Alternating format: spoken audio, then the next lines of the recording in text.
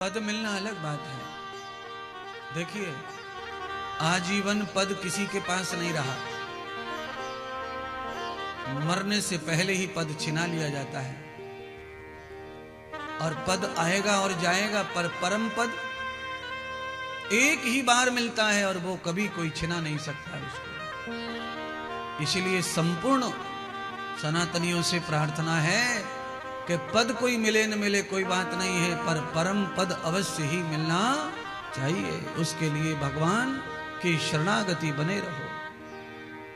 आप किसी भी काम के साथ भगवान की शरण में रह सकते हो।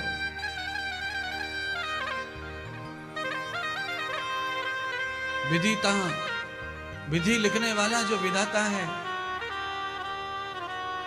उसके लिए ही सारे कर्म करो।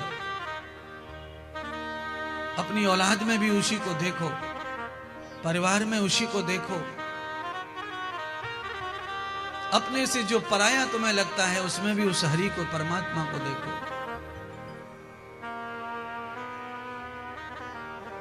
कभी कभी अपने हथियार से ही अपना हाथ कट जाता है। आप सब लोग बताएंगे, सब किसान तो हैं,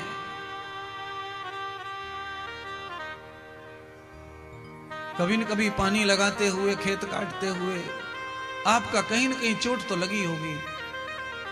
तो आप ईमानदारी से बताओ, जिस फावड़े ने आपका पैर काट दिया, क्या वो फावड़ा आपने फेंक दिया? अरे जिस दरात ने, जिस हैसिये ने आपका हाथ काटा, क्या वो हैसिया फेंक दिया? जिस मशीन में तुम्हारा पूरा हाथ चला गया, चारा काटने वाली मशीन में, क्या वो मशीन फेंक दी, तोड़ दी, फोड़ दी?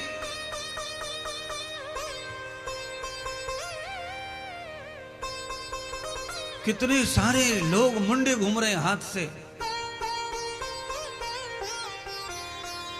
ये 15 साल में हाथ कटने की परंपरा कम हो गई है। 15 साल पहले तो हाथ धड़ाधड़ कट रहे थे। गेहूं छालने वाला, गेहूं काटने वाला, सब मशीनें नई नई आई थी, लोगों को ज्ञान नहीं था, दे दिया हाथ, गेहूं के साथ कट गया। मैं तो कहता हूं भारत में 2-4% लोग मुंडे घूम रहे थे हाथों से। पर क्या कर दिया उन्होंने? केवल दुख भोगा, हाथ को सिलवा लिया, ठीक करवा लिया, मशीन को हाथ भी नहीं लगाया, पीछे जाके मशीन को नहीं पीटा, नहीं डांटा, न मारा, क्योंकि कुछ होने वाला नहीं है। हाथ तो कट गया, और अपने हथियार से कट गया, जिसे हम चलाते अपने काम के लिए लाए। जिस फावड़े ने 15 साल, 10 साल, 5 साल काम किया है तुम्हारे साथ, तुम्हारी खेती को संभाला है, और 15 साल में एक बार उसने चोट दे दी, तो कोई किसान उसे नहीं फेंकेगा। इसी प्रकार समाज में सब में भगवान देखो, सबको ही अपना मानकर जियो, और उस अपने में से भी किसी ने तुम्हें चोट दे दी तो आपको उसे फेंकने त्यागने की जरूरत नहीं है। वो फिर से तुम्हारे काम आएगा एक दिन, क्योंकि भूल का पछतावा सबको होता है संसार में। भूल सबको रुलाती है, सबको सिखाती है, सबको पश्चाताप कराती है।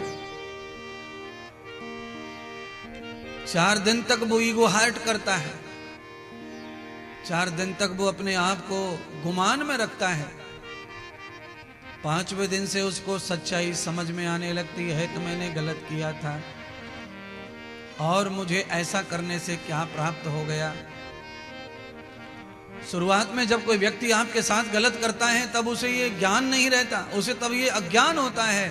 उसे लगता है कि मुझे बहुत कुछ प्राप्त होने वाला है इसको नुकसान करके। पर जब उसे कुछ नहीं मिलता और आपका नुकसान हो जाता है, तो उसके अंदर बैठा हुआ जो गोविंद है, परमात्मा है, वह उसे पश्चाताप के आंसू रुलाता है।